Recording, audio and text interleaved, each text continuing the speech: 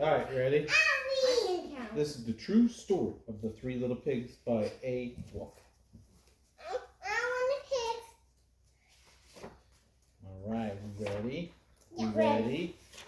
Ready? Everybody knows the story of the Three Little Pigs, or at least they think they do. But I'll let you in on a little secret. Nobody knows the real story because nobody has ever heard my side of the story. I'm the wolf, Alexander T. Wolf. You can call me Al. I don't know how this whole big bad wolf thing got started, Daddy, but it's all wrong. Maybe it's because of our diet.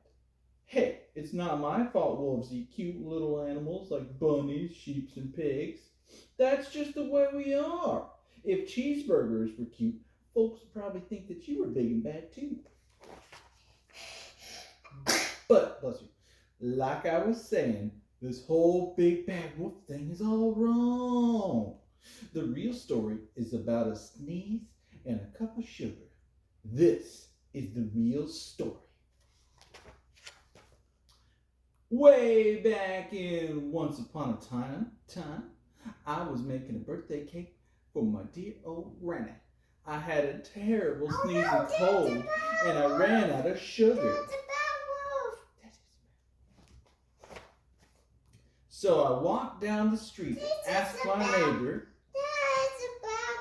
Yeah, he's got. Look, see, he's got a cup, and he's walking down to his neighbor's house.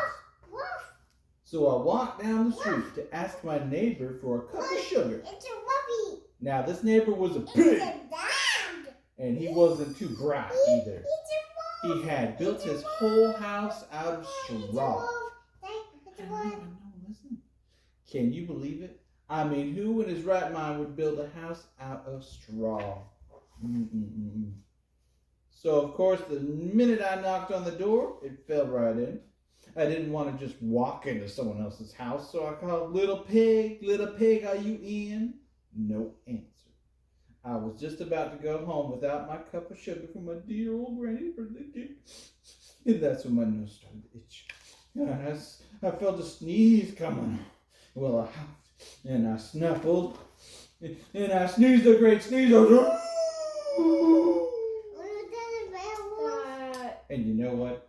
Don't forget about Cisa. Cisa's the camera. The whole darn straw house fell down. And right in the middle of the pile of straw was the first little pig, dead as a doornail. He had been home the whole time. It seemed like a shame to leave a perfectly good ham dinner lying there in the straw. So I ate it up. Think of it as a big cheeseburger just lying there. I was feeling a little better, but I still didn't have my cup of sugar. So I went to the next neighbor's house.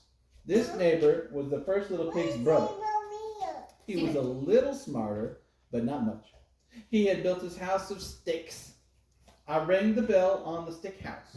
Nobody answered. I called, Mr. Pig, are you in? He yelled back, go away, wolf! You can't come in. I'm shaving the hairs on my chin. I had just grabbed the doorknob when I felt another sneeze coming on.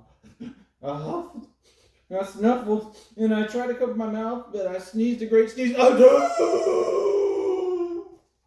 And you're not going to believe it, but this guy's house fell down just like his brother's. When the dust cleared, there was the second little pig, dead as a doornail. Wolf's honor. Now, you know food will spoil if you just leave it out in the open. So I did the only thing there was to do. I had dinner again. Think of it as a second helping. I was getting awfully full, but my cold was feeling a little better. And I still didn't have that cup of sugar for my dear old granny's birthday cake. So I went to the next house. This guy was the first and second little pig's brother. He must have been the brains of the family. He had built his house of bricks. I knocked on the brick house. No answer. I called, Mr. Pig, are you in? And do you know what that little rude porker answered? Get over here, wolf. Don't bother me again. Talk about impolite. He probably had a whole sack full of sugar, and he wouldn't give me even a little cup from my dear old sweet granny's birthday cake. What a pig! I was just about to go home and maybe make a nice birthday card instead of a cake when I felt my cold coming on. I huffled, I snuffled, and I sneezed once again. And then the third little pig yelled, "And your gold granny can sit on a pin." Now, I'm usually a pretty calm fella, but when somebody talks about my granny like that, I go a little crazy. And when the cops drove up, of course, I was trying to break down the pig's door, and the whole time I was huffing and puffing and sneezing and making a big scene. And that's the rest of the story, as they say, is history. The news reporters found out about the two pigs I had for dinner, and they figured a sick guy going to borrow a cup of sugar didn't sound very exciting. So they jazzed up the story with all that huff and puff and blow your house down, and they made me into a big bad wolf. That's it, the real story. I was framed. But maybe you could loan me a cup of sugar?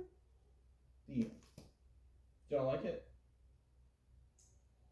I didn't really like it. That takes right in. You want to read it again? Let me read a better story from our YouTube. All right, well, we got to get in bed.